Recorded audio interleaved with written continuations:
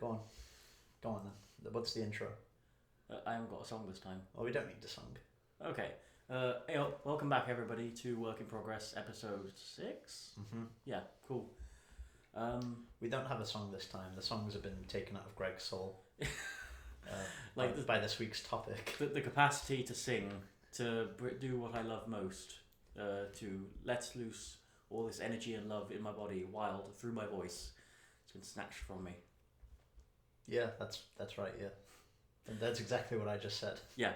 Thank you. I just made it a little more dramatic. Anyway. So yeah, tonight. Tonight. It's 5 o'clock. Technically, I guess it's tonight. Yeah. We're talking about Dark Phoenix this week.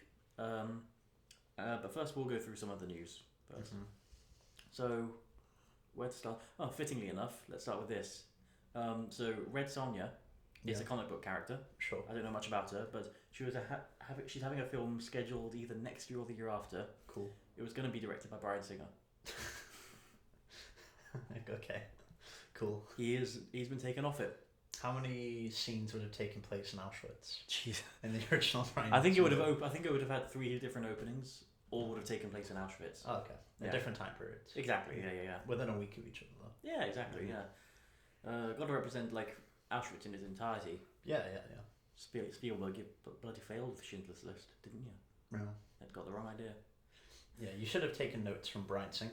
Exactly. Bryan Singer knew what to do. You sure did. If you want to really present the horrors of Auschwitz, you need a man who can bend metal. That's exactly in the it. scene. Yeah.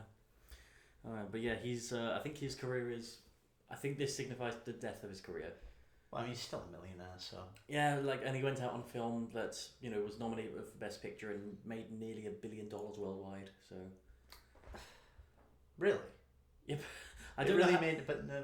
But for those of you who aren't completely aware, we're talking about the Bohemian Queen Rhapsody biopic. Yeah, Bohemian Rhapsody. Yeah, that film cost $55 million. It did not make nearly $1 billion. It made $900 million worldwide. Who the fuck watched it? Where are these people? Well, okay, me and you. Yeah, we watched it. Where else are we they? saw it in a pretty packed cinema, to be fair. Yeah. I think it got as big as it did on the basis of it being Queen, and audiences generally quite liked it.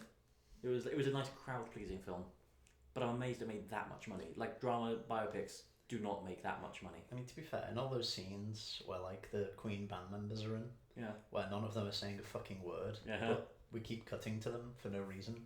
I could see how that would draw in a crowd. Exactly, yeah. That's what you go to for cinema for. Yeah. Brian May. We need more shots of Brian May. Putting his finger like curled on his chin while he nods like, oh yes. Do you know in Avengers Endgame where they'll come through the portals? You kind of get a shot of everyone coming through the portal. You need a shot of Brian May coming through the portal. And you can be like, I wrote most of Queen's best songs, don't you know? He's on the back of Valkyrie's Pegasus. Yeah. And I'd be like, do you know all those famous songs that were written by Freddie? Yeah, I helped. It's like, thanks, Brian. Yeah, cheers. You got your due in that film. Yeah. Like Brian May is so lucky Freddie Mercury is dead. Oh yeah. In a way. Like he wouldn't be as big as he is now. Well, I don't think he'd get away with saying all the stuff he says. Yeah. Because he comes out with like some stuff that just does not sound believable, like in terms of what he contributed to the band. Yeah, it was basically all Freddie. Well, I mean, it was all Freddie. It was like what I mean is like the band. It's a band for a reason. Like all the members contributed something, and they all had their own creative input. But there's a reason they haven't done a lot since Freddie Mercury died. Exactly. Yeah. It speaks volumes, really. And the most famous song was pretty much developed by Freddie. Exactly.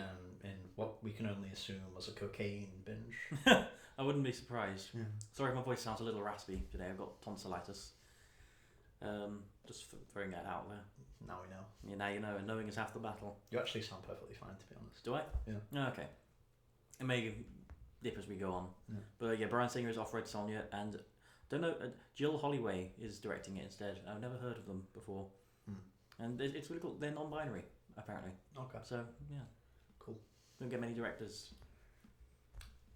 Yeah. Anyway, next bit of news. The Golden Raspberry Awards. Oh. Basically the anti-Oscars.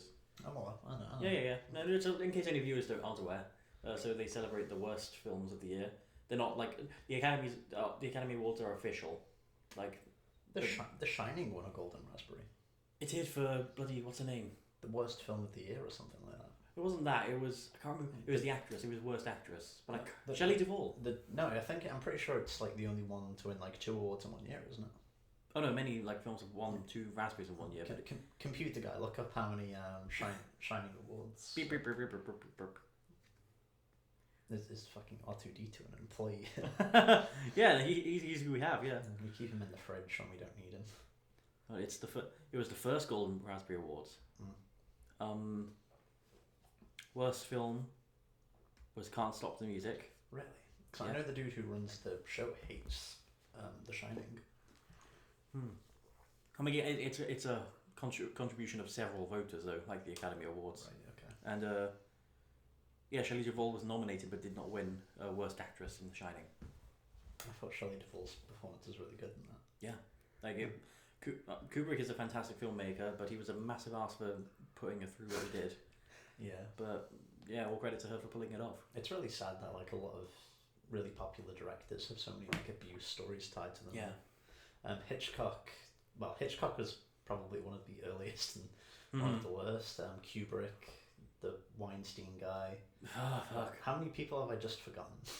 Oh, several. Because it's just become white noise. David O. Russell is one. Oh yeah. What Well, to be fair, his career's been nosediving for a while anyway.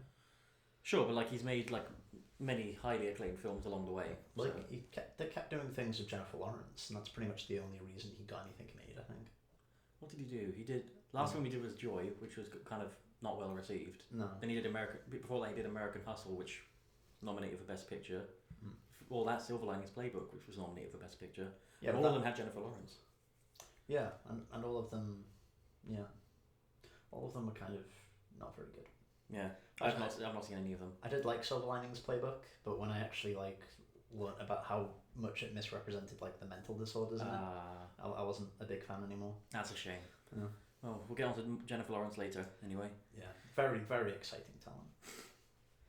Just keeps you engaged, you know what I mean? She really does, yeah. To be fair, she is a great actress. I do love her.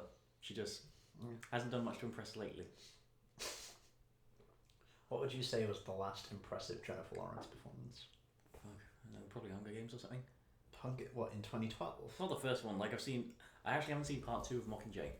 But you don't need to. Well, I mean, what do you think happened in part 2 of Mockingjay? Well, I've read the book, so I know. Oh, okay. I can probably take a guess. But, I'm gonna look up a filmography actually. I mean, I'm sure I could take a solid guess. So Dark Phoenix, Red Sparrow, apparently not great. Mm-hmm. Oh, Mother with an exclamation mark. That's a film that got mixed reviews, but the positive ones, a lot of them are very, very positive. So and the negative ones are very negative. Yeah. You have a couple in there that are kind of like, I don't really care either way. But it's like it's basically. Have you seen it? I haven't, but I have. It's a giant Bible allegory. I heard that. Yeah, don't spoil it. But have you read the Bible? No. Okay, never mind. Spoilers. No, I'm joking. Spoilers. Jesus dies, but he comes back at the end. What? Oh, come on. Yeah. I actually really loved that book. Yeah. I really loved the part in. But the Bible. Yeah, it was actually co-authored by Boris Johnson, believe it or not. there's a segment in it where Lazarus is dead. Lazarus is a guy famous for being dead. Oh yeah. And Jesus goes into his cave and he declares him fit for work. And everyone just shouts about how much of a miracle it is. And it's a really, really good book. It's amazing. Really great book. Oh, I'm sure it is. I love the fact that it's based so closely on Lion the Witch and the Wardrobe. I think that's a great source of inspiration. Yeah. Like it really captured the spirit of Lion, Witch and Wardrobe. I bet it did. Yeah. Anyway, what was we haven't got to the news yet for this bit. I will say this though. What? Satan isn't as intimidating as the White Witch. No. No, like Satan is like made out to be this like all powerful like demon of hell, but he's really just like the. He never tried to seduce a child either. Yeah. like the White Witch clearly does. Yeah. Well, not seduced in that way, but. Well, yeah, kind of in that way. Well, I mean, it's really fucking creepy. It sure is. Yeah. Anyway, Razzies. That's what we were going to talk about. Yeah. This is the first time they will be televised. Like they never have been before because they've always been kind of.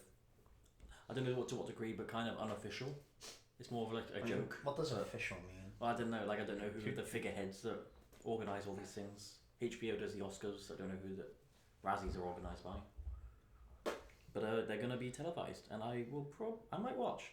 because I know they're not taken seriously, and it's a lot of like low hanging fruit that they go for. Yeah, but I'd be interested. I want to watch the Oscars as well. Have you never seen an Oscars show? Not live, no. Have I ever told you the only one I have seen live? Mm-hmm. It's the one where Lady Gaga and Sam Smith did live performances on it. It was the one where Leonardo DiCaprio won his Oscar. Oh, for Revenant? Yeah, and they sat him right at the front of the stage. Yeah. And like, as the last syllable of his name was being read out, he was like up the stairs. he wanted that Oscar so badly. Yeah. He knew. Yeah. Well, that's the thing, like, there was a review show I watched one time, and they were talking about the Oscars, and one of them said how he thinks that, like, for actors who have been nominated multiple times but haven't won, if they're the front runner to win one year, he thinks that they get called up, like, to be told. In case they're like, they've been nominated again, but like, oh, I'm not going to win. And they're like, no, you really should come. You really, really should come. Oh. So, I guess it kind of leads some credence to that, yeah. Yeah, maybe. Yeah, I don't really. I don't think the losers are told that they're going to lose. Oh no, for sure, yeah. Like that. I don't think all the winners are told all the time anyway, but I think... When was the year that Birdman was up for a lot of things? And Michael Keaton had a speech out. Oh, as soon as the other dude's name was read, he like put his speech back in. That was so sad. Well, that's like, I don't like... What did Eddie Redmayne even win it for that year? Theory of Everything, which is a very deserving performance. Okay, yeah, like I felt bad for him because he was the front runner for so long, so it's not a strange thing for him to have done. It's just, plus all of his body of work, I thought kind of warranted one as well. But oh, exactly, yeah. Like it was like the comeback of a great actor who hadn't done much lately. Yeah, like Oscars don't mean shit to me. Yeah, but they do mean shit to him at least. Exactly, yeah. Like if I win an Oscar, I'm not going to be like, oh, I don't really care about the Oscars all that much. I'm going to take that fucking thing. Oh, I just put it in my marketing. Sorry? I just put it in my marketing. Hey, I won an Oscar. Hire me. I actually don't know what I'd do with the trophy. I might give it to my dog. As a chew toy. Yeah. Oh man, I'd probably do, what would I do? I'd staple it to the top of my chimney. Why? Just so it's like the tallest thing on my house. So like anyone who passes by, if they look up, that's going to be the tallest. Wait, you're going to staple it? Yeah. That's what I'm going to do. Yeah. Going to get some really hard staples, you know. Break it if I need to. Sorry, we have gone super off the rail. We're 12 minutes in and we've chatted about nothing. We're through the looking glass now. People. Yeah. Let's just power through these. So Spielberg is remaking West Side Story. Okay. That's his next film. That has started shooting. It'll be released next Christmas. Do you know much about West Side Story? No. I know a little bit about Spielberg though. Oh yeah. What are your favourite Spielberg films? I'm not the biggest fan of Spielberg, man. Like, are there any that you like, or do you just not like? I think the problem is a lot of his techniques and tricks, like the rumbling, like instead for Jurassic Park. Instead of cutting to what's actually making the rumbling, you just show the effects of it. You know, stuff like that, and quick close-ups on people who have just like discovered a revelation. Yeah, you're not a fan of it, any of that? No, I'm a big fan of it. Oh right. And certain musical cues. But the problem is I saw all of them in different films before I really took the time to explore Spielberg films. Because they're just everywhere now. Everyone's used them. And I can, I call him a visionary and one of the most knowledgeable people when it comes to actual film language. Sure. But I can't say I'm the biggest fan. Yeah. No. Like when you finally got to his stuff, even though he had kind of started a lot of it, it was a lot of seen this all before. Yeah. I'll give him his props because he doesn't seem to make any bad films. But for me, he doesn't make any interesting films either. Yeah, that's fair.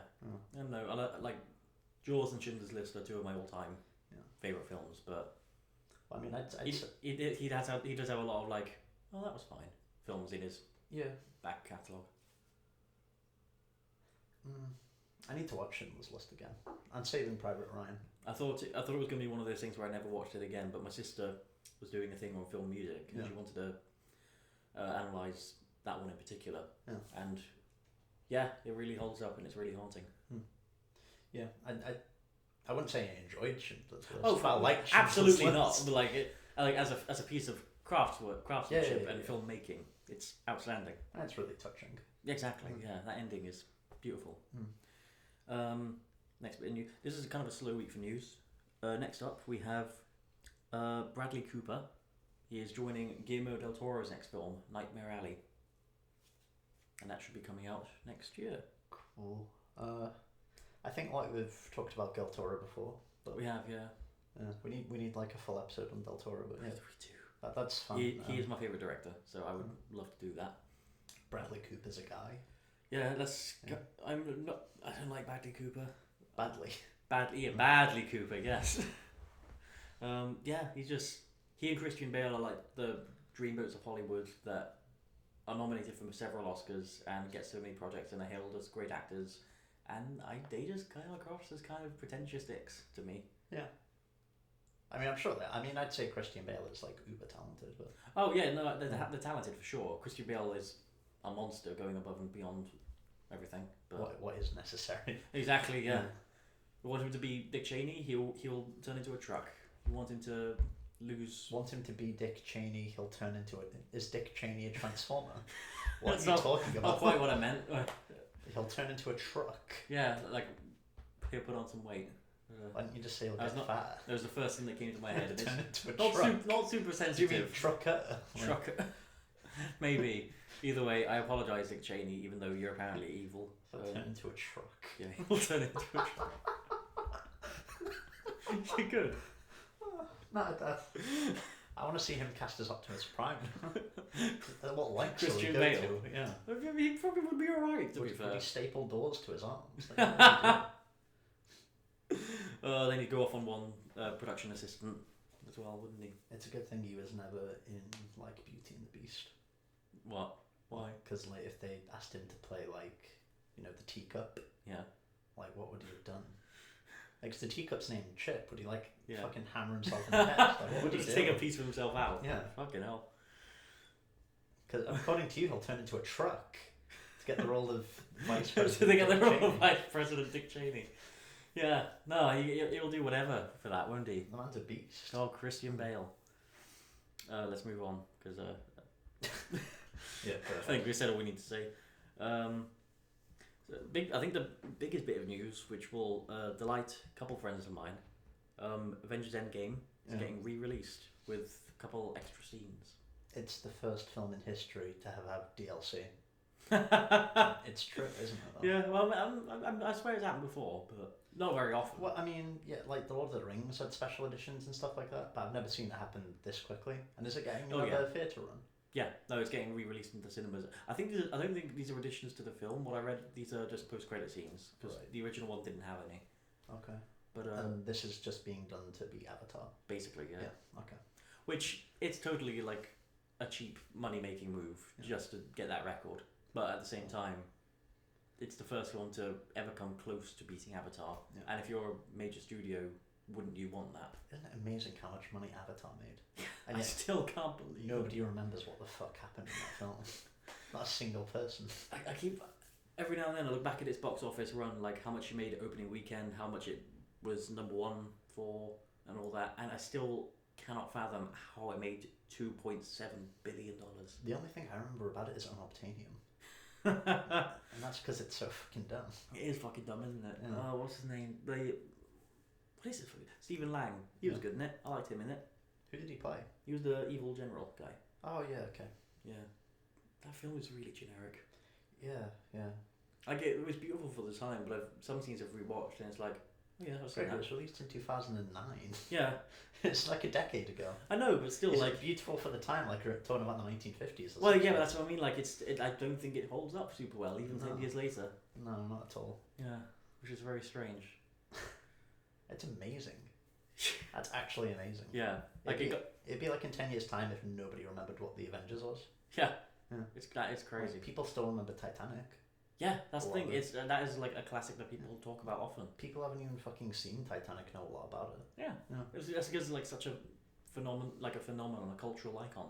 But I know people who went to watch it like 5 times when it came out. Avatar. Yeah. And Avatar. Yeah, I bet if I asked them about it now, they wouldn't remember a fucking thing about it. Really. Yeah. They'd remember it featured robots fighting blue people. Yeah. I was in a pub one time and a friend said, I just overheard them say he was across the table talking to some others, and he said, "Right, name the main character from Avatar." Jake Sully. Yeah, Jake Sully. And I could only do that because I just happened to have been reading the Wikipedia page a couple of days before. If I hadn't done that, I wouldn't have. It's so forgettable. Yeah. But like, I don't dislike it. It's just it's there. I actually have no idea how I remembered that. Exactly. I don't even know who the actor was. That I remember. It's Sam Worthington. He was in a bunch of stuff for like 5 years, and then I think he disappeared. He was like being pushed as like the next Hollywood leading man, and it didn't really work out because he was boring as fuck. Yeah.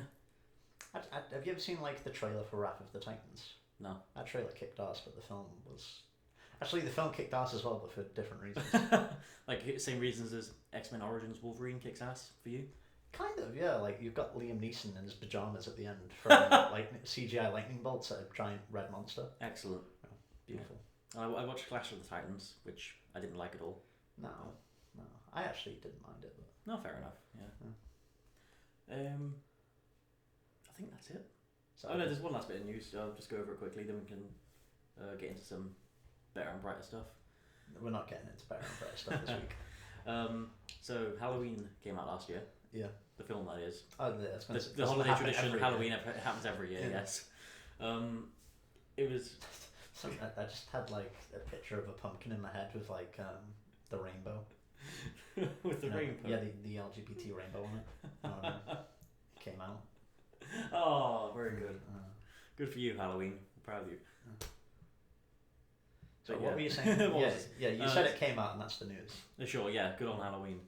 I was talking about the film again. Yeah, exactly. But this looks like the sequel to that. So that was just a sequel to the original film, ignoring all the others. Yeah. And then a sequel to that film that came out last year is shooting this year, releasing in 2020. Did you see it? The new one? Yeah. No. Nah. I watched all the old ones. I've not seen any of them. I meant to in time for this new one, but it just passed me by in the end. But I hear it was really good. The first one's okay. The second one's better. Yeah. And then the rest after that suck. Right. Okay. I don't know about the new one.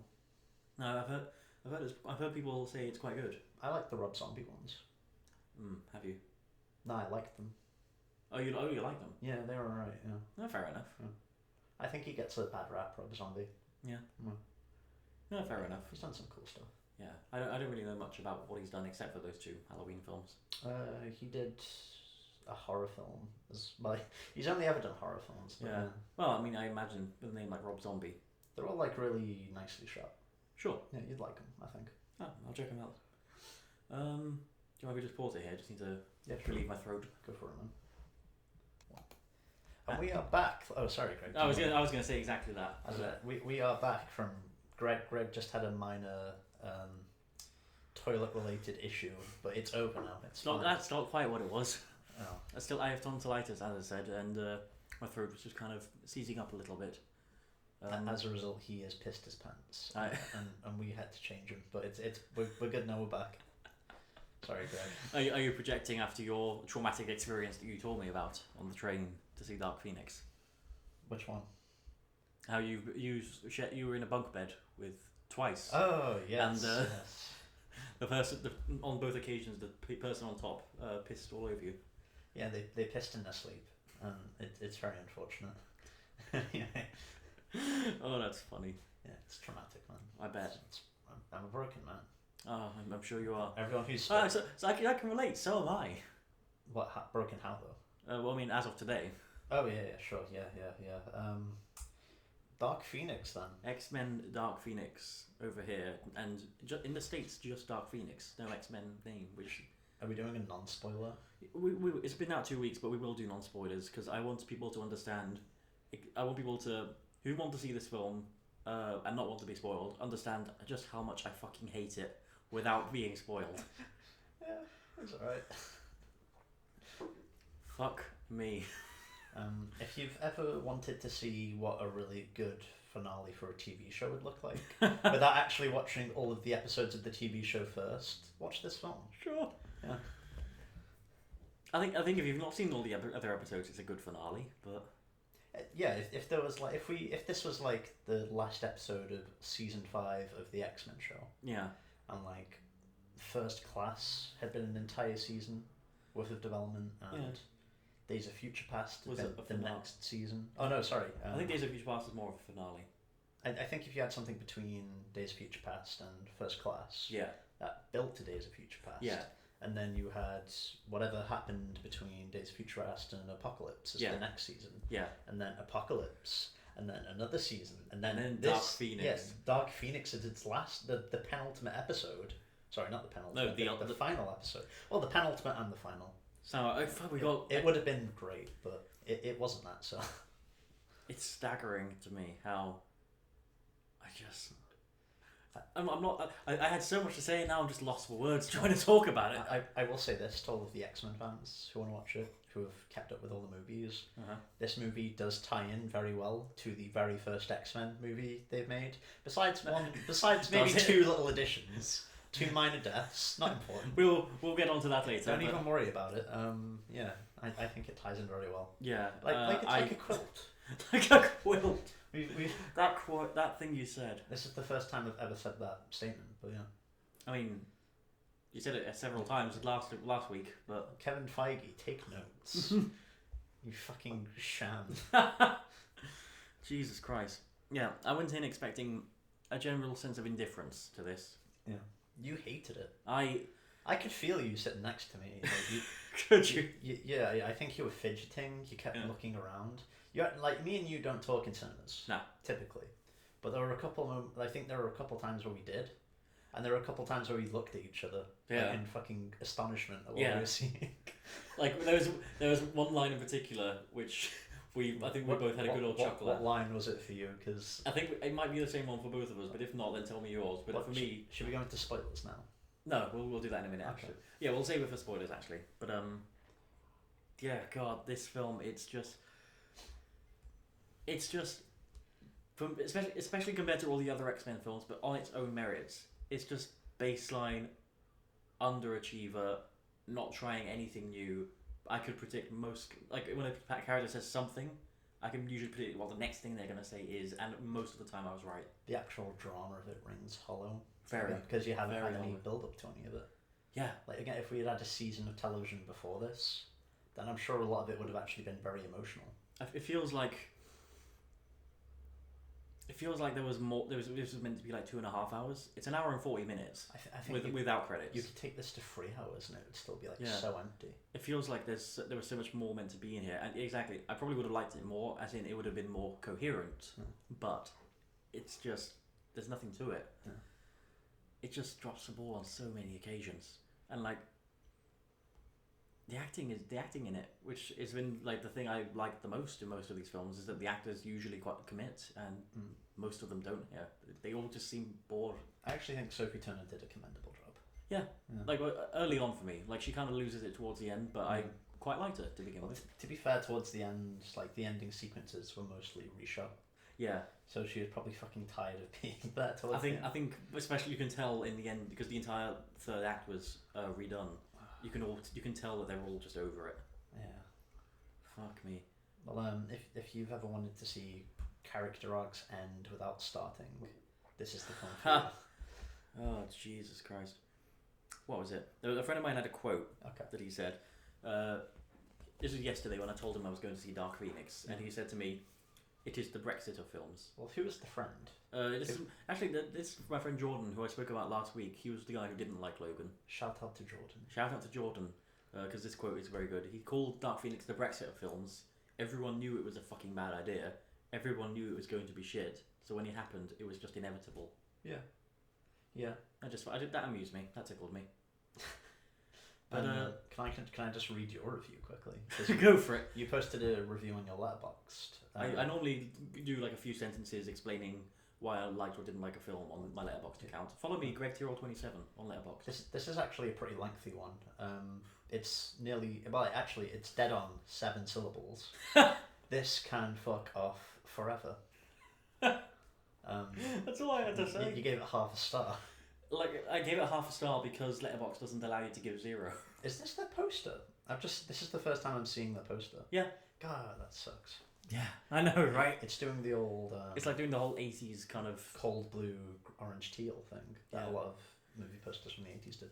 Yeah, it's all like, there's a post that put that alongside the poster of Aladdin 2019 and The Force Awakens, and the colour layout is just so similar.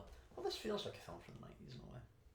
Yeah, well, it's set in the 90s for one thing. Well, yeah, but it feels like the kind of film that Fox would have made in the 90s.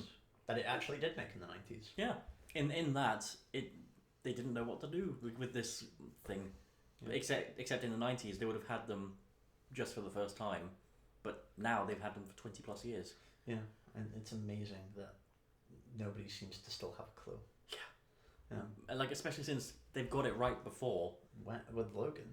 Well, with Logan, for me, like I know you disagree, but for me with Days of Future Past, and for you with First Class, it's they've done good work before. They're not all hit like for everyone. For me, it's very hit or miss, but they've known what to do. Well, First Class, Days of Future Past, Apocalypse, and this are a quadrilogy, right? Yeah, or a tetralogy, or whatever. And yet they don't. None of them seem to really match up. Yeah, at all. I think especially since Days of Future Past and Apocalypse are very stylistically similar because they're both directed by Bryan Singer. Yeah. First Class kind of fits into that, but you can tell the differences because that's Matthew Vaughn. Yeah. This and one it's is a lot cheaper. Exactly. Yeah. This one was by far the most different. Yeah. Like in basically every way. Well, but First Class is a film about like Charles Xavier and all the new students. Yeah. Whereas in Days of Future Past, it's about Wolverine. Yeah. Apocalypse, it's about learning. Really, I'm not sure when. Do you want to go to spoilers in a minute? Because let's go. All I've really got to say is X-Men was really about the friends we made along the way. Basically, yeah. Like I'll say one last thing before spoilers, if anyone is still listening. But a lot of the characterizations of a lot of these characters that we knew beforehand felt very different here. Like Charles Xavier and Beast, notably, feel very different. Yeah. Well, again, it's because 10 years of development have happened between this film and the last one. That's looking like Apocalypse, they didn't move on at all, but now it's like they're completely different, and Charles' ideologies just don't match up with the person he was. Can we just mention how weird it is that the first film is set in the 60s? Yeah. Where Magneto, Mystique, Charles, and Beast. Yeah, they're all in their mid-20s. Yes. This film 30 years later, so they should be like 55 now, right? So in Days of Future Past they'd be in their 30s. Yeah, but they all look like 30-year-olds. And then in 2000 they should all be in 2000 Magneto and Professor X should be in their 70s. Yeah, really. Yeah. And in fucking Days of Future Past, Magneto and Professor X should just be dust. Yeah. Yeah. At this point. Yeah, I know. It's amazing how the timeline works here. Well, it doesn't work. Let's do spoilers now. I hated this film. Yeah, let's go into spoilers. I keep forgetting to give numbers. I was planning to, but do you want to give a number for this? Fuck it. Endgame was a 9. Aladdin was a 7. Godzilla was an 8. Detective Pikachu was a 7. This is a 0. Really? Yeah. No, this is a straight up 0. Like, as in, there are a couple of things in it like that I thought were okay, but the experience of watching it was just unbearable to me. Well, like, explain why, because I did not have this reaction. I was just like, whatever. I did laugh at the very final shot of the film, though. Oh yeah, we both had a good old chuckle at that. Yeah. We'll get onto that in a bit. Yeah. Like I think, putting aside the fact that this is a superhero film, a big summer blockbuster. Yeah. And like with those, you're meant to go along, have a bit of a. Meant to come out like feeling. I feel like typically you're meant to come out feeling a bit better and having like, oh, I really enjoyed that, and I feel happier and. Yeah, they're fundamentally all connected films. Yeah, and this and like. Well, I mean, I'd call them children's films, but. The X-Men films have always been a bit darker than that. Yeah. Like there's some for good and some for like for this one. This just feels needlessly. This feels bleak for the sake of being bleak. Yeah. Well, the X-Men films are like fundamentally about this. Split in philosophy between Professor X and Magneto. Mm-hmm. They're fighting for mutant rights, which is like an allegory for whatever minority rights you may think of. First comes to mind. It's basically a metaphor. Magneto is an advocate for violence and separatism, whereas Professor X is all about inclusion and peace. They're basically Martin Luther King and Malcolm X of their sides. And no X-Men story is going to be able to avoid this conflict. Mm-hmm. But like the flavouring, so to speak, the characters, the development, that's actually the interesting stuff in these films. Yeah. Because we already know what the story is. Exactly. We already know who's going to win. Like, with Apocalypse, it was one of those things like, oh, this again. Yeah. But for me, this was like, it was one of the better parts of this film because everything else around it was just so boring. Yeah. But like the bits where Charles and Eric are talking about like these brief little moments of like, you're always sorry, Charles, and there's always a speech, and nobody cares anymore. And Charles is like, if you do this, then they will think of us as monsters again. Yeah, but what was it? He was going to go into a house and discreetly murder someone. Well, he was going to discreetly murder Jean Grey. Yeah, like Beast and Magneto team up because they both loved Mystique, who dies in this. Spoilers. Maybe but we should start from the beginning. Yeah, we should. Like we're in like, oddly enough, we're talking about like nearly the end of the second act. Yeah, this is like Act 2. When I was watching it, I didn't think it was nearly the end of the second act. Yeah. So it literally just jumped, like, it's an action sequence, then it jumps into the third act, which starts as an action sequence. Yeah. So it's really bizarre. It's very bizarre. Like when because I knew this third act was set on a train. Yeah. So so when the train showed up, I was like, oh, we're here already. Yeah. Yeah, I was very surprised. Yeah. But this film starts with like 8-year-old or so Jean Grey killing her mum accidentally. Yeah. She's suddenly aware of this mutant gift she has and causes a car crash. We find out later on in the film her dad had survived and wanted her to be taken away from him. Yeah. And so Charles Xavier adopts her into the X-Men family and blocks out this traumatic event from her mind. Yeah. Which that just feels very uncharacteristic of James McAvoy's Xavier from the last 3 films. I mean, it for me it lines very much in with the X-Men kind of guy. I actually quite like that addition. I feel like it needed a bit more build up and payoff. Like everything in this film. Exactly, yeah. Like there are things in this film that just aren't developed in any way. Yeah. They're just like statements, really. Yeah, because in every other film he's been an archetype, really. He hasn't really been a character. He's just kind of been like the dude slowly growing into the father figure that we already know him as because we've watched the other X-Men movies where he is that. Yeah. But in this film, it's like it just came up because there's no like real emphasis put on that other than the characters mentioning it. Yeah. It does just feel like he's like, oh, I'm doing this because I don't know how else to deal with it. Like I can't help you. And so that's the route he goes. I just found that very strange. Yeah. I feel like it would have added something to him if we had seen that kind of weird controlling behaviour before. Yeah, that's the thing though, that it came out of nowhere in this film. Yeah. It was just like it's kind of hinted at in Days of Future Past, but like not really.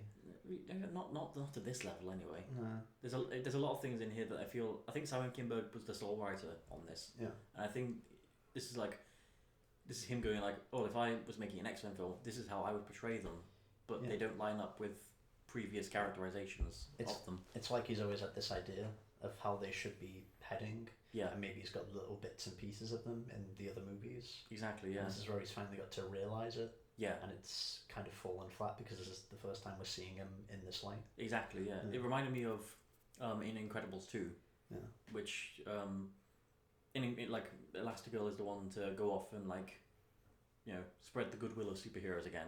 Yeah. And Bob Parr, Mr. Incredible, he just shows these signs of jealousy of her success that we never saw in the first film, and that just came very out of nowhere. I'd actually disagree with that in terms of The Incredibles. Huh. So it's pretty obvious that he's got like impotence issues in those films.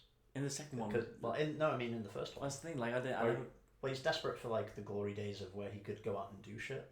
Yeah. And now he's being told he can't, and he has to stay at home and look after the kids. Yeah, but I don't think he was. But he was never like. But that was always about him. It was never about anyone around him. Well, like, it was never about his wife. No, I mean he's always been a bit like narcissistic. Yeah, that just felt that was a side of his character that hadn't been explored before. So when it came up in the second one, well, I mean that's fine with me because like certain qualities that you can connect with how he acted in number 2 and number 1 are there. Sure, but like they portrayed to different degrees for sure. Well, I mean, I'd say it's not like he became a completely different human being. Sorry? Like, Magneto in this film is a completely different human being. Oh yeah, Charles Xavier is a completely different human being. Every single person in this film is completely different from where they were in previous films. Mystique is a completely different human being. Literally, her makeup is entirely different to the last film. Because we've had 10 years of development. without any, shit being shown in between. Yeah. But it's frustrating. It really is. Like, there's... Yeah, no, like I said, it really does feel like Simon Kinberg had this idea, like you said, like of where he wanted to take the characters. Because he's been working on it since Last Stand. Yeah, he wrote The Last Stand, and he's been involved in, I think, all of them since. So it would make sense that you would have like an idea of who all these characters are and where he wants them to go. Yeah, but without that development leading to these like new character plot points and developments, it just doesn't line up. It doesn't ring true. Yeah. Well, the next scene after this is the space, rescue scene. That's right. So a shuttle of people have gone into space for a reason, and there's this big cosmic cloud coming towards them, and the X-Men go into space to stop them, and they try and rescue them, and Jean Grey gets hit with this thing, and she absorbs it all into her body, and even though she had the power in Apocalypse, at the end of Apocalypse, she has this fiery bird come out of her. But that was 10 years ago. So yeah, maybe she lost it. Who even remembers that? Yeah, nobody remembers Apocalypse. No. Remember when Magneto murdered millions of people? Yeah. And then in this film, the US just give him a piece of land to live on. Yeah, it's true. They let him create his own sovereign nation. Yeah. Nobody bats an eye. Like the X-Men are basically the Avengers in this. Like they're public heroes. People know them and respect them and are fans of them. Yeah. Except when they're not. Yeah. What's that noise? You probably can't hear this, people listening, but... Oh, I think... Could you close that door? It's Carmel on. It's Carmel. Oh, yeah. For the sake, Greg. Sorry. You had one job. In the break, I went to go make a tea, and forgot to close the door again. Sorry about that. Where were we? Shit. Oh, yeah, so... Everyone just randomly hating the X-Men. Yeah, well, that's later, but that doesn't come out of nowhere. But basically, everyone's... like partying, having a good time, and Jean Grey is feeling better and better as the days go by. Oh yeah, they have a party, don't they? Yeah. And Mystique and Beast, who I guess are in a relationship. That's something that was hinted at in First Class. And they're in their 50s. No. And they look like they're in their late 20s. Yeah. And all they're watching on cameras all of the X-Men, all the young 25-year-old X-Men at this party. And what does he say to her? Something along the lines of, "Wasn't too long ago that me and you were throwing parties like this." And I literally turned to him and said, "That was 30 fucking years ago." A lot has happened since then.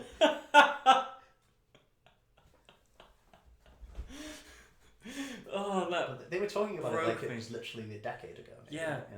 Like for them, like for the actors, it would have been like a few years ago. 7 years ago, 8 years ago. Yeah. But yeah, exactly. In the timeline, if it is to be believed, and their settings show it is, that these are set 10 years apart, it would have been like 30 something years. It literally, well, because it's 62 or 72, 82, 92. Yeah, so it's like 30 years. Yeah, but he's like, what wasn't that long ago? This continuity is fucked. Don't say. Well, yeah. Well, it gets even more fucked as we go along. Yeah, we'll get to that. Yeah. Jean escapes. Yeah, Jean escapes. Jean is like having trouble with this like power. She finds out this like mental block that Charles put on her. Well, that's a weird thing as well. It is. Yeah. Charles has to go into Cerebro to like heighten his powers to actually break through her mental defenses. And he can't. And Mystique and Beast are there. Yeah. And like they're just going through the mind, and for some reason Charles just casually mentions to Mystique, "Oh yeah, a couple of years ago I'd put some psychic blocks in her mind." Yeah. Yeah, whatever. It is very casual. It clearly really bothers Mystique, but he just keeps talking about it like so casually. Yeah. And it's whatever. Yeah. But she's just like, "You did that? Why did you do that? What were you trying to achieve?" But she doesn't like lead to a, "That's a terrible thing to do. What were you thinking?" Well, that's just it. Well, here's the thing in this film as well. Like, Charles is portrayed like Mystique criticizes Charles for being an egotist and like slightly sexist, and then pretty much, and then later on, Beast starts critiquing him for like the same reasons, more or less. And again, there's no build up to this. No, it's just that Charles is an arsehole now. See, that's the thing. Like when they were talking about that, I was like, yeah, he is, but only in this film. It's not like in every other film, he's not like this at all. Exactly, yeah. Which is interesting. I like Charles like this, but like. like if they had been like building up to this as his character development, sure, I'd take it. But it literally just comes out of nowhere. Yeah. Like even on its own terms, I don't think it's executed very well. Like even if you just take this as a standalone film on its own merits. Yeah, because he's pretty much like doubling down on it. Yeah. Until he's just like, there's just this one scene where he's like, you know what, Beast, you and Mystique were right. I'm kind of a dick. Yeah. And that's basically it, and then it's never addressed again. Well, actually, at the end of this film, he apparently retires from being a head teacher, doesn't he? Yeah. And he goes to live in France or whatever. Yeah. It reminded me a lot of the ending of The Dark Knight Rises. Oh my god, it does, doesn't it? Yeah. Except instead of Alfred, it's fucking Magneto. Yeah. They have one last game of chess, don't they? Yeah. And then the camera pans up into the There's like an orange phoenix flying in the sky. Oh god. Oh, that made me. That was like my. I was gonna say that was my second biggest laugh in that whole thing. Yeah, we're building up to that, Craig. Yeah. Shall we get to that now? No. So Jean goes to Magneto's nation, which the US gave him after he murdered millions of people. Mm-hmm.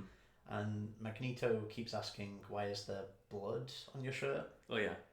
And Jean won't answer him. She keeps avoiding the question. And then the US military show up. And Magneto goes outside and has like a casual conversation with them. Yeah, they're like, "Oh, we're looking for an X-Men. They've escaped." Even though Jean went there specifically to hide, she comes out and fights them. Yeah. Well, no, she came to seek advice for Magneto. And what advice though? What did she want? It's so dumb. Like a thing was like you've killed people and now you're like this. How did you change? Yeah, that's an interesting question. How did you change, Magneto? Yeah. What happened? That's never addressed, is it? What happened between Apocalypse and now that like made you think? Apocalypse Now. Yeah. Well, that was kind of the similar situation in Apocalypse actually. Yeah. Where Magneto was captured by I think the American state.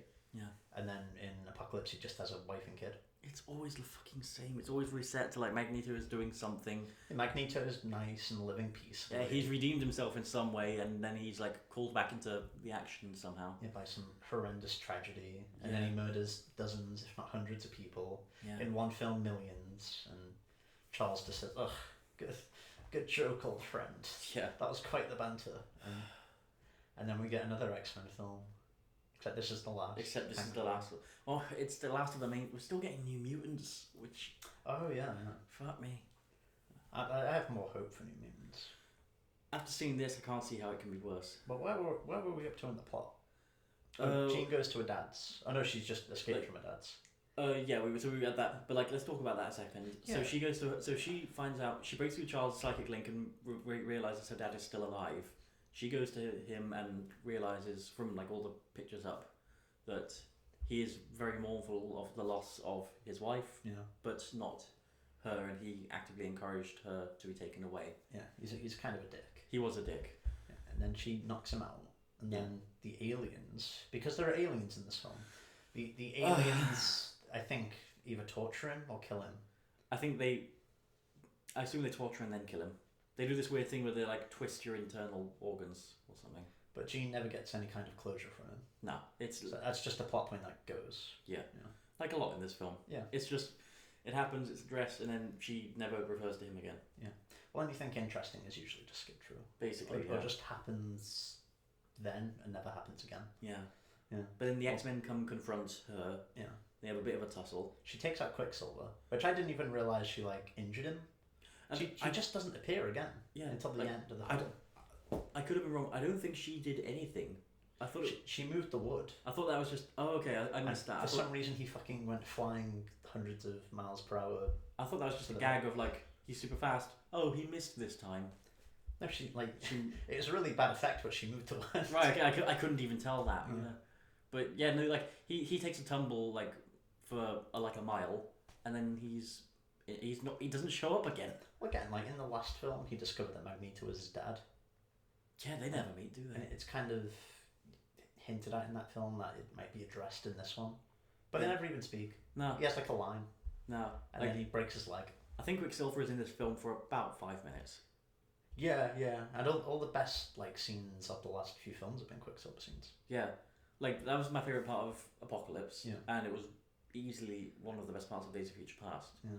But he has two like of those moments here, but they're stylistically different and they're not set to a song or anything. They're just they're just kind of like, oh, we got to save somebody, and he does it, and it's over very quickly. In that scene as well, because Cyclops and Jean are love interests in this. Yeah. Apparently, even though they've got different rooms, and they sleep in different beds in the same house. Yeah. Well, I imagine they spend some nights together, but I don't know why they just have a room. Yeah. But they're a couple in this. Yeah, which that's one of the few things that was hinted at in Apocalypse that's actually paid off. Exactly. It hasn't been developed at all because now they're just they're very intimate lovers. Yeah. Very. Yeah. And in that scene that we're talking about right now, Storm tries to shoot an electric bolt at Jean. Yeah. Cyclops tackles her to the ground. Yeah. But Storm never gets angry at him or anything. It's a good point. She just doesn't care. Yeah, that's a good point. Yeah. It never comes up again. Yeah, that's. And then. Fuck this movie. Then there's the Mystique scene. Oh yeah. The Mystique segment of that scene. Yeah. So Mystique, basically, all of that, or at least the gist of that, is in the trailer, which is like trying to talk her down, like, you're one of us, you're our family, we'll take care of you. Yeah. And she has and Jean has another mind spasm and sends her flying into, and this is, I predicted exactly this from the trailer. She gets impaled on a broken bit of house. It wasn't a broken bit of house. Yeah, it was. No, it wasn't. It was a stack of sharpened wood, like perfectly industry sharpened. Because there was a stack next to her as well. No, it was when the house in front had kind of like this gate thing, which the top part had been torn off, and so it wasn't a gate. It was a stack of wood designed to build a gate. Because you could see the rest of the stack in the background of that shot. It didn't look it didn't look smooth at all, though. Well, no, because a fucking human body had just hit it at 60 miles per hour. I mean, before and after, it looked very misshapen and accidental, like something had collided with it and broken them into that shape. It could have just been a mistake. Maybe. But there were so many reshoots, it could have easily just been a mistake. It very well could have been. I could have sworn it was just a pile of industry sharpened sticks, designed to be used as posts or whatever. Well, I'm not going to watch this movie again to find out. Well, but I might, but fair enough. You tell me. Prove you wrong. Go for it. I honestly don't care. But she dies, and Jean flies off, and Jean flies off a few times in this movie. Yeah, she does. In the funniest ways possible. Have you ever seen that Simpsons episode where Homer becomes a voice actor on Itchy and Scratchy? Are you talking about Poochie? Jean literally flies off scene, like she's just said, "I must go now. My planet needs me." And whoop, whoop, whoop. Yeah, basically. It's basically that, isn't it? Oh fuck me! Because it's the same thing every time. It's just straight up. It's after she kills Mystique, straight up. It's after she has that tussle with Eric, straight up. Yeah. I think there's only 2 times, but even so. Yeah, it's enough. Yeah, it's enough. It's still. There's a lot of very unintentionally funny stuff in this. Well, shit, what happens after? Oh yeah, Mystique dies, and Beast and her have a kind of a love interest thing that was mostly cut down in First Class. Yeah. But that's the only time that's ever been hinted on. It's never brought up again. Yeah. Until this film. But her Simon Bing. Simon. Sorry. Do you want to go first? No. I was just asked Simon Bing. Simon Kinberg. Yeah. Was a really big influence on First Class. I think he was a writer and a producer. Right. So the characters established in First Class are really his characters. And so I think this film is a conclusion to that arc rather than a conclusion to Apocalypse or Days of Future Past. Yeah. That would be my theory, but it makes more sense that way. Yeah, because they are a relationship in that film. Yeah, but her dying words in this are "I love you," and he says to Eric later on, "I loved her." But it's really awkward because as she's saying that to him, it looks like she's looking at Professor X. Her head is kind of tilted. Yeah, she's trying to ignore him and talk to him. Can you just go? Just move. Oh man. Yeah, Well, that's actually the most powerful scene in the film. Where he goes to Eric, because Beast and Charles after her funeral have a weird confrontation. There's a lot of awkward moments in this film. Yeah, this actually, I really like this portrayal of Charles as kind of a well-intentioned dick. It's much more interesting. It just comes out of nowhere, and it's not well developed or doesn't go anywhere, and it's paid off stupidly. And to be fair, in the first film, he's kind of like this, because he encourages Mystique to not be her blue form. Yeah. He's like, we can fit in, we can be normal. Yeah. And she's like, well, you shouldn't have to be. Yeah. So he is kind of a controlling dick in that film. But it feels like he naturally evolves as a character from that into Days of Future Past and Apocalypse. I would say it doesn't. Like in fucking Days of Future Past, he can walk. Yeah, but like that's because of the serum, and he's like so. How does that make any sense? Yeah, Don't say it's because of the serum. Like that's a sensible sentence. Fucking X-Men. Beast has a serum. Everyone's got a fucking serum. But yeah, Beast can just transform at will. Oh yeah, like all which the defeats the purpose. Really. all the other times he's needed the serum, but now he can just do it whenever. Yeah. Which kind of defeats the purpose of Beast. It totally does. Like he's meant to be like this like blue like furry gorilla thing. Well, that helps. With the most intelligent mind. Yeah, that helps define his character because he looks like some kind of savage monster, but really he's like an intellect, like a really compassionate intellect. Yeah, but they've never really done that with his character. No, he's just human most of the time. Yeah, the most they've explored that is in X-Men: The Last Stand. Yeah. Well, sorry, what were we up to? Nicholas Hoult and fucking Jennifer Lawrence. James McAvoy have this awkward drink, mm-hmm. and Nicholas just starts shouting at him. Yeah. And Charles is very passive aggressive, and it's a really good scene, and it would have been really great if it had any build up, but it doesn't. It really doesn't, and I thought especially that in that scene in particular, Nicholas Hoult wasn't very good, and I haven't minded him as an actor in the last two films. Yeah, and then he flies off to go speak to Magneto. Yeah, and this is actually the most powerful. Again, this is because I really loved First Class. Sure. And it kind of.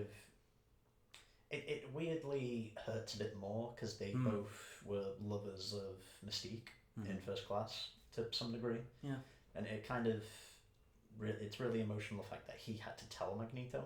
Yeah. And that like Charles didn't call him up or anything. Yeah. But like his ex's boyfriend told him that his ex was murdered. Yeah. Yeah. And then Magneto cries, and it's the best scene in the film. I agree. Yeah. It is the best scene in the film, but it's not one that I cared about. No, but mostly because the film up until that point hadn't done anything for me. Yeah. But yeah, no, this film leans into First Class a lot more than the last two have. So if you're a fan of First Class, you'll probably get something out of that. Yeah. And I'm not a fan of First Class. I got something out of that. So. Yeah. And I'm one of the few people who doesn't like First Class, so maybe that explains why I dislike this. So. Well, I actually the most of it was just bad. Huh? Most of it was just bad. Well, that too, yeah. Yeah. What happens after this, Greg? They suit up to go and fight. Well, they suit up to go and kill Jean. Magneto, Beast, a guy whose mutant ability is to control his dreadlocks as whips or something. Whatever. And a girl, her mutant power is never really defined. She's got a knife. She's got the same powers as Xavier. Oh wow. Oh yeah, that's right. Yeah. Because they both try to control Nightcrawler. Well, because they're both bald. Yeah. Yeah, of course, yeah. And they went through the same apocalypse process. Exactly, yeah, the exact same thing, yeah. Xavier shows up, and originally he only wanted to take Scott. There's this scene where he's got Storm and Nightcrawler. Yeah. And he's like discussing a plan with the three of them. Yeah. And he says to Nightcrawler, "You're going to take me and Scott to this location, and then you're going to come back home." And for some reason he says to Storm, "You're not allowed to come." Yeah. For whatever reason, and then Scott says, "Well, actually, I think she should come." Yeah. And then Storm says, "Okay, I'll come." She's like when she's like, "You're not allowed to come," and she's like, "But something that could be useful or whatever." She's the most powerful one. Yeah, of the four. And she has no voice in this basically. Well, she has no arc in this either. Yeah. Like, what is Mystique's character?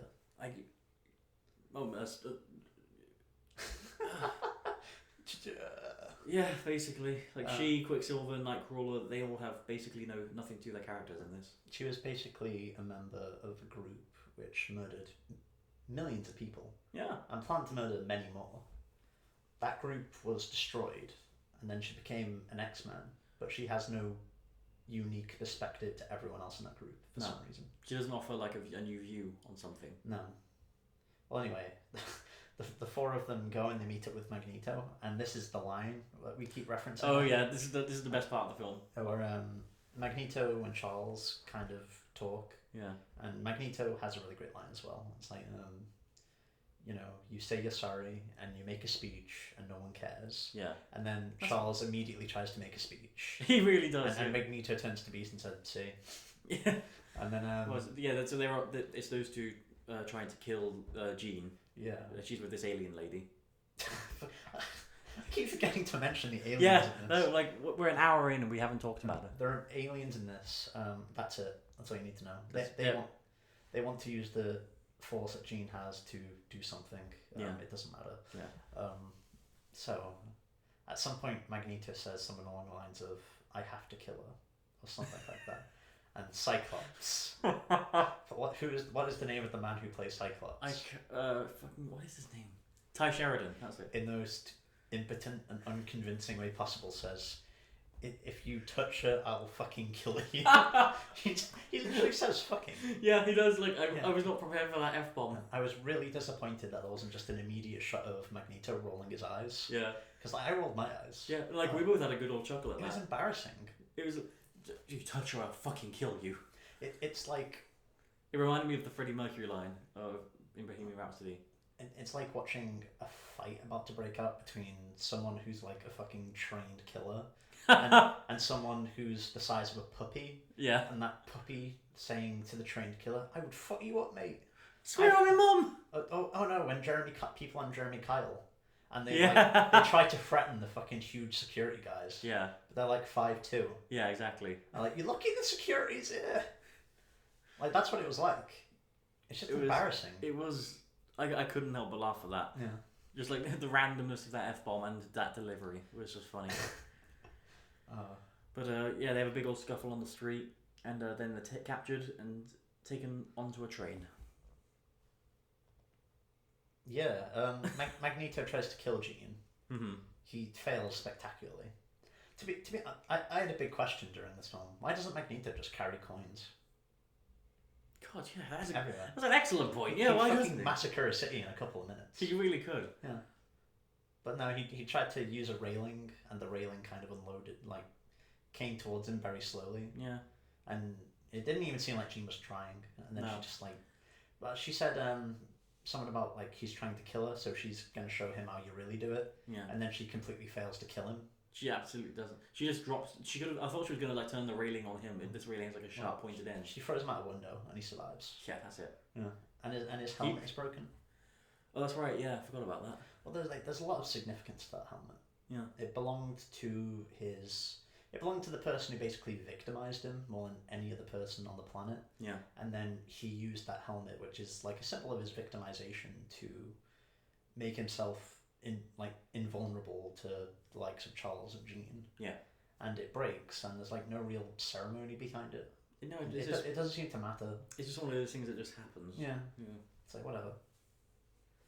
Yeah. It's even like kind of shot like a big moment where he like gets it out for the first time in years. Yeah, no, it really is. It's like, it's his helmet, and like it's a big reveal. Like he opens up the case, and there it is, and he ponders over it for like 10 seconds. Yeah. And then when it's destroyed, it's just like. And then Jean just breaks it. Yeah, it's just like shatters into 4 pieces. He's thrown out the window, and it's not shown ever again. Yeah. Fuck this film. Then they all get captured by the government. Yeah. Who don't just immediately shoot them. They like collar them, which takes away their mutant powers, and then apparently. Yeah. It was. I only knew that because it was something in Deadpool 2. But. Oh yeah. Oh. Are you saying this film is trying to have get its continuity from Deadpool 2? It looks like it. Well, yeah. They get loaded on a train, and the third act immediately kicks off.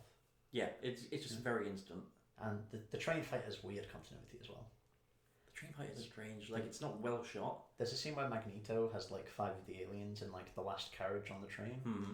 And he basically slams the train into them and crushes them all. Yeah, like he just crunches it all in on itself. And then he throws that particular part of the train away, and it's shot like he's on the last end of the train. Yeah. At the back of the train. And then the next time we see him, like, there's a fight scene involving 2 characters, I think Beast and Storm. Yeah. On that very same single train. After that. Yeah. And I was watching that thinking, where is Magneto? And then it cuts. And he's suddenly right next to the last train compartment with Xavier and Cyclops. God, I didn't even notice that. Yeah. It's like there's a lot of moments in that particular fight scene like that. Yeah, that's really weird. Yeah, and I guess the fact, and also like how when Jessica Chastain, alien lady, she's walking towards him, and he decides what he's going to do is unload every single gun in the vault on her, rather than collapse the train on her. See, if he had a coin, he could have pushed it through a skull. He's done it before. Yeah, you'd think that would be a big thing for him. Yeah, because he did it before. But he just, there's a lot of strange choices in this film. I didn't think a lot. There are a couple of cool things he does, like on the train. Magneto does with shards of metal and that. I do a couple of moments where I thought that's alright, but otherwise I thought the action just wasn't very interesting or creative. No. Other than when he crunches that train in on itself and kills 20 people. Yeah, that was quite cool. And then Jean wakes up. Yeah. Saves everyone and kills all the aliens. Yeah, that's true.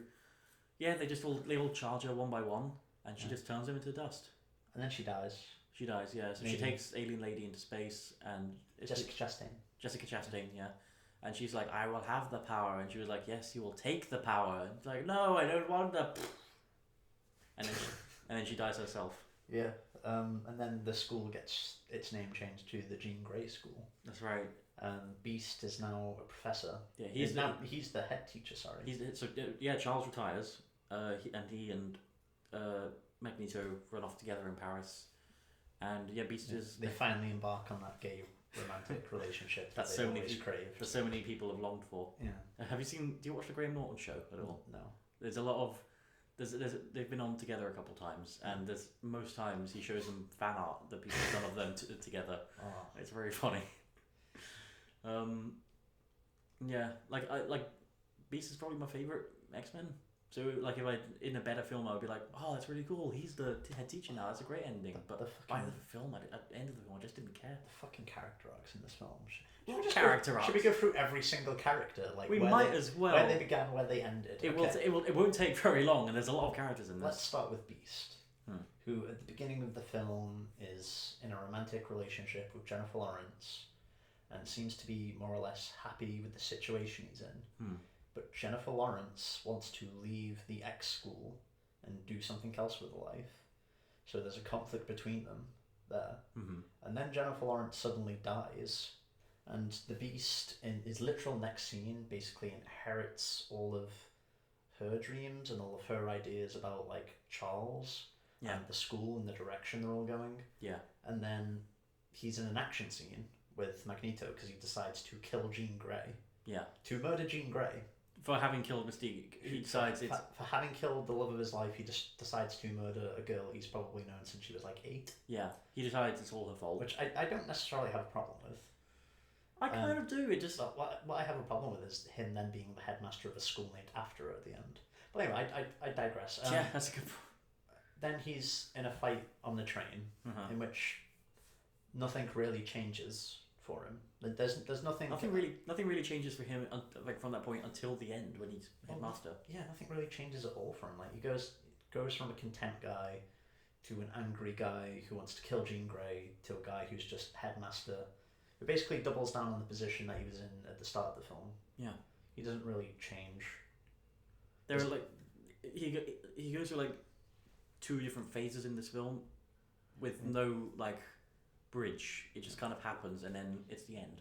There's no real reason for him to forgive Jean just because Charles said, oh, she's actually still in there. Yeah, because he hates Charles now. Yeah, so that's a failure. If this is if this is the epic conclusion to the 20-year saga, there is no closure to Charles and Beast. Again, if this was a season of build-up, it would have been probably pretty fucking hard to watch from an emotional standpoint. Yeah, exactly. Yeah, but it wasn't. Then who do we have? Well, we've kind of covered Mystique in that as well. So Mystique doesn't really have a character arc either. She dies. She has a brief motivation and then she's killed. Arguably, she's the heart and soul of this quadrilogy. Yeah. She's the one who goes from Magneto's side to Charles's side, to then in Days of Future Past deciding to form her own destiny. Exactly. To an Apocalypse becoming a leader in her own right, away from Xavier and Magneto, and in this one she just dies. Yeah. It's so stupid. And then who else do we have? Cyclops. I was just going to say Cyclops. He starts the film in love with Jean Grey.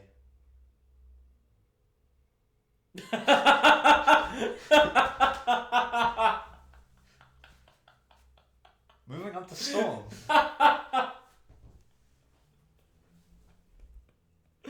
Fuck me. Yeah, moving on to Storm. Storm starts the film as Storm, and then the film ends. She's the weather girl. She can do lightning and ice. She can do whatever needs to be done in that particular moment. Yeah. Can she control weather in outer space? Apparently. Yeah. No. Like, should she be able to? Should she need like some kind of atmosphere? Yeah. That's what I was thinking. Well, apparently not. I guess not. It's all in her head. And who do we? We have Quicksilver. Yeah, who again has one line. The film opens the film opens with like him knowing that Magneto is his father. He never mentions that's never addressed at all. Never again, no. It's addressed twice in the entire series. It's never addressed again. Yeah. Even though Magneto and Quicksilver are about 5 years apart in age. Yeah. Magneto might be his dad. Yeah. Then we have Magneto. Who I liked more in this than I expected. Really. He's the only one with a full arc. Yeah. To be fair in this, he's a dude living on Genosha, who's now a peaceful man. He doesn't wear his helmet anymore. He just wants to help people. Yeah. In like kind of a similar way to Charles, except he's still staying true to himself. This is also a great conclusion to First Class, because Charles rescues him and gives him a home in First Class. Yeah. And at the end of this film, Magneto does the same for Charles. Yeah. But Magneto starts the film as kind of a man at peace, and then he's kind of called back into the fight after a friend of his, like Raven, is murdered. Yeah. And then he realizes what he is doing is essentially trying to hunt a young woman who isn't actually in full control and needs help. Yeah. And he ends up siding with Charles, which I was actually convinced by that scene. I'm not sure about you. No, this is probably the only thing in the film that I liked more than a previous film. Yeah. Like, I felt this motivation and execution of him as a character was done better in this than in Apocalypse. And I thought he was very good in this. And then he sees Jean sacrifice herself at the end. Yeah. He makes his peace with her in a way. There's this like idea that he's finally found his zone. They don't really talk though, do they? In Act 3. No, but he still sees him make that sacrifice, and he's still inspired by Charles. Yeah. I don't know, I just felt that wasn't. That should have been a bigger moment, and it just wasn't well explored. No, it probably should have been a bigger moment, but yeah. And then at the end of the film, Charles is sitting in Paris by himself because nobody likes him anymore. And then such a disappointing end to that character. Magneto, a man who has murdered millions of people, just casually walks up to him in the street with a fucking chessboard. With a chessboard, and invites him to live on Genosha with him. Yeah. So Magneto has the only arc in this film. Basically, that's actually set up and established, and continues on from other movies, and you know, it's the only one where it's like, where it's texting me. You're right. Yeah, I'm good, man. Right. It's the only character arc where it feels like, the reason it was probably my favorite is because it feels like an actual movie. Yeah, with that one. It's been earned. All the others are just kind of like, it's like they're like. It's like when you're writing like a treatment, and you're like, this is a character, this is their motivation, and they just put that level of effort and detail into the script for them, except Magneto, who they explored a bit more. Well, and then we have Charles's arc, which a lot of that is forced. It's forced, and I just didn't buy it because it's just not in line with who he is. Because he leaves the school at the end. Yeah. But the only person to really turn on him at the school was Beast. Yeah, no, the others didn't really give him a hard time. Like, it was Beast and Mystique who gave him a hard time. Yeah. Beast only because Mystique died. Yeah. And the others just don't really comment on it, but he does seem like a very different character. Yeah. And then who else do we have? Nightcrawler. I forgot Nightcrawler was in this. Nightcrawler was a guy at the beginning of this film. Then there's this weird scene on the train where he's not engaging anyone in a fight, really. He's not trying to hurt anyone. But it's not established that he's some kind of pacifist beforehand. It was clearly like set up as being some sort of like emotional moment for him, and then one of the guards dies, and he's like, "No, don't die! I don't want you to die." And then he goes on a murder as a rampage. Yeah.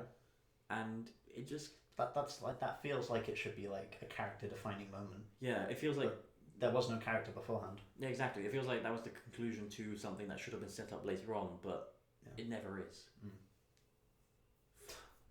Who else? Is that everyone? Who the fuck have we gone over so We've far? got Beast, Mystique, Storm, Cyclops, Professor X, Magneto, Quicksilver, Nightcrawler. We haven't talked about the main event. We haven't talked about Jean, have we? We haven't talked about Jean. Fucking hell. So I liked Sophie Turner in the beginning of this, and then I didn't. She starts out the film as a member of the X-Men, and then she gets a power, and then she becomes evil.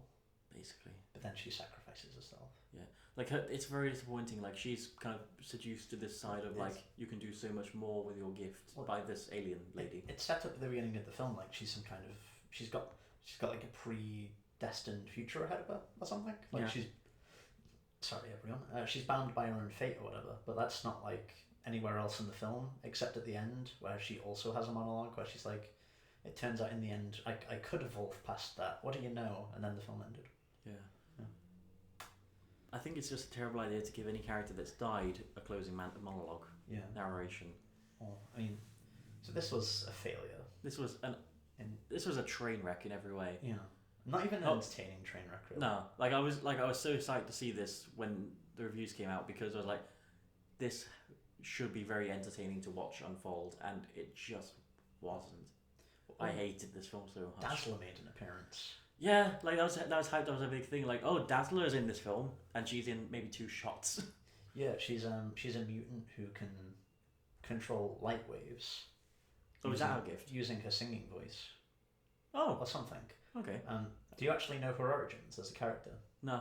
Like in the 70s when disco was still big, whatever studio, like there was a studio, and I can't remember the name of the fucking studio to save my life, but this studio wanted to make an Avengers film. Oh, okay. And it wanted, I think, Spider-Man, Iron Man, Wolverine, and someone else. But it wanted, because it was the disco era, they wanted it to be kind of musically inclined. Okay. I wouldn't say musical, but musically inclined. Okay. And so they asked Marvel to come up with a character, and they came up with Dazzler. Okay. Who was actually going to be the main protagonist of this theoretical Avengers movie. Are you fucking me with me, or is this real? This is real. Wow, okay. They actually tried to do this. There are videos and shit out there talking about it, and there are articles talking about the plot, but I can't remember the plot. Who was part of the roster? Oh, Spider-Man was in there as well. I think it was Iron Man, Wolverine, Spider-Man, and some other fucker. But yeah, so that's the only reason Dazzler exists. Huh, okay. To market the film towards disco 70s film goers. Well, she sure made her name in this. Yeah, I was really excited to see Dazzler. Yeah. We haven't really talked about Jessica Chastain, but I'm done with this film. She sucked. Yeah, the aliens wanted to do something. They were shape-shifting aliens. The planet was destroyed by this cosmic power, and they wanted it somehow for some reason. Because it would bring their species back to life somehow. I don't think even that was established. No, they were just an alien species. Yeah. Who did something. Who wanted to do something with the Force. They felt very tacked on. They were They were literally only there to give Jean a reason to be good in the end, I think. Yeah. It was a very disappointing conclusion when Jessica Chastain is kind of manipulates her, like, you can do so much with this power of yours, and Charles is like, and she just like, Charles is just like, Jean, remember, and she just remembers all the nice things he said, and she was like, no, I don't want to, I want to be good. Yeah. That's it. I like how alien life is discovered in this film, but that doesn't like change anyone's perspective on the universe. Like it's a great point. They found out they were not alone in the universe. Yeah. And they were like, whatever. Yeah, they were just like, yeah. And they discovered alien life, and cool. They didn't give a shit, did they? No. No, not at all. Jesus. I said to a friend on the way out, like, of this, a messaging. Yeah. Obviously. Well, obviously, yeah. That I was debating whether I liked this less than G.I. Joe: The Rise of Cobra, which is the worst film I've ever seen. Really? Yeah. It was. This is one of the. This is, like, I don't want to be hyperbolic, especially on bad stuff. But this is one of the worst films I've ever seen. I despised it. It's a 0 out of 10. Wow. Um, Well, do you have any closing thoughts? It's the epic conclusion to the Wolverine saga that doesn't feature Wolverine At all. No, and that's all you can really say about it, I think. Yeah, he's been so important to all of these other movies. Boy, has he. In some way, shape, or form. In whether it's like physically appearing or like being. Whether it's been the main character or just a side character that they almost have to interact with. Yeah. Except in First Class. Where he's just a cameo. Yeah. But even if you take the Deadpool movies, he is a mask and a toy in those two films. I would say Bryan Singer coming on to do Days of Future Past and Apocalypse probably killed any potential for these movies. I think this movie would have had the potential to be pretty good if the other two had aligned with it more. I so wish, because I said this last time on the X-Men overview we did. Yeah. But Matthew Vaughn was going to do First Class, another X-Men movie, not necessarily Apocalypse, but even so. And then the third film was going to be Days of Future Past. Yeah. And even though I love Days of Future Past as it is, I would be far more interested in seeing how that played out. Yeah. I think it would have been taken in a much better direction that way. Than whatever the fuck we just got. Yeah. Christ alive. Yeah, I think we're done. Yeah. Take care, everyone. Don't watch this film. Please don't. Okay. If you haven't seen this film, we know it's bombing. Yeah. So just stay away. Yeah.